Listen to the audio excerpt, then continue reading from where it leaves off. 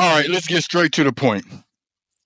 When you hear rumors about the Lakers potentially trading for Bradley Beal, you have to pause and ask yourself, does this make sense? Because on one hand, Beal is an undeniable offensive weapon. We're talking about a guy who can drop 25 points in his sleep, can give you 5 boards, 5 assists, and stretch the floor with elite shooting. But on the other hand, you have concerns.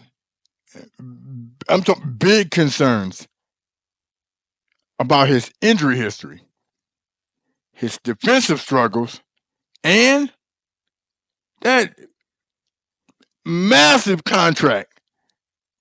It's like it's like a dark cloud just following wherever he go. So is this a good move for the Lakers? Do you think it's a good move for the Lakers? All right, first, let's talk about Bradley Beal and what he brings to the table. He's a scorer, plain and simple. You want buckets? He's got you covered. Pairing with LeBron and Anthony Davis, you're looking at one of the most offensively talented trios in the league. Beal's ability to create his own shot and space the floor, now that could take some pressure off LeBron and AD, allowing them to play a little bit more efficiently. And also, we probably shouldn't ignore his playmaking ability. Beal can facilitate. And while he's not a traditional point guard, he's more than capable of sharing the ball as a secondary or even third playmaker. Imagine LeBron orchestrating the offense, AD dominating the paint, and Beal attacking defenses with his shooting and mid-range game. On paper, that sounds fire. But here's the thing. The NBA ain't played on paper. Beal's injury history, that can't be ignored. Over the past few years, he's missed significant time due to various injuries and ailments. When you're paying a player over $50 million a year through 2027, you better believe that availability becomes as important as ability. Honestly, the way I was taught, availability is the best ability. And the Lakers already have two cornerstone players in LeBron and AD, who themselves are no strangers to the injury report. So do you really want to add another player with a shaky track record for staying on the court to add to LeBron and AD? And then there's the defensive side of things. Beal, for all his brilliance and what he can do, is not exactly a defensive stopper. In fact, his defense has been a liability. A lot. And that's kind of crazy because we already got Austin Reeves for that. And that's not what the Lakers need right now.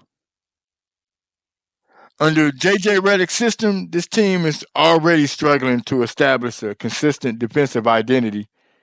Adam Beal is, if you add Bradley Beal, it's not going to solve that problem. It's going to make it worse. Now, we have to address the elephant in the room. That contract. Bradley Beal's deal is one of the most expensive in the league. And it comes with a no trade clause that essentially gives him all the leverage in trade negotiations. For the Lakers to acquire Beal, they need to send out a package of players to match his salary. which means saying goodbye to role players like Hachimura and Austin Reeves. The Lakers would be gutting their depth for a player who's talented, but doesn't necessarily solve their biggest problems with his defense. And that's where the skepticism comes in. Is Bill worth sacrificing the depth and flexibility that the Lakers have to work with? Because that's a tough sell. That's a tough sell right there. One intriguing angle to this potential trade is the possibility of acquiring picks from Phoenix. Yes, I said acquiring picks. Let's say the Suns are willing to part with their future first rounders and just to get rid of Bill. Sort of like how we had to do with Russell Westbrook. Those picks could be a game changer for the Lakers. Not just for this season, but for the future too. Because we all know LeBron ain't about to be playing forever.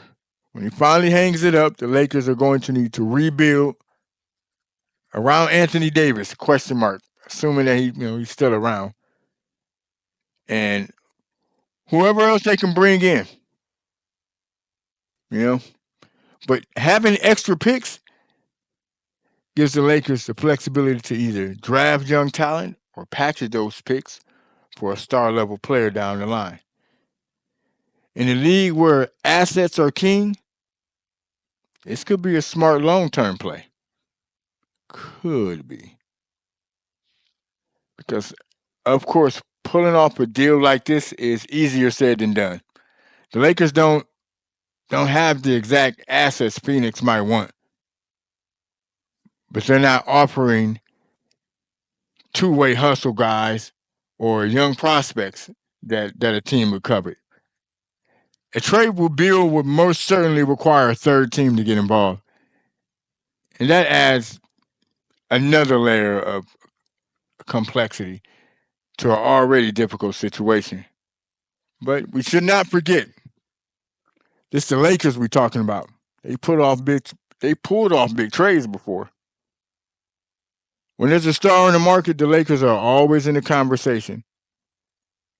Our names isn't. It seems like people use the Lakers name just to pump a trade up. Our names are always in trade. We got to look into it though. If they believe that Bill can help them win now and secure assets for the future, don't be surprised if Rob Pelinka finds a way to make this happen.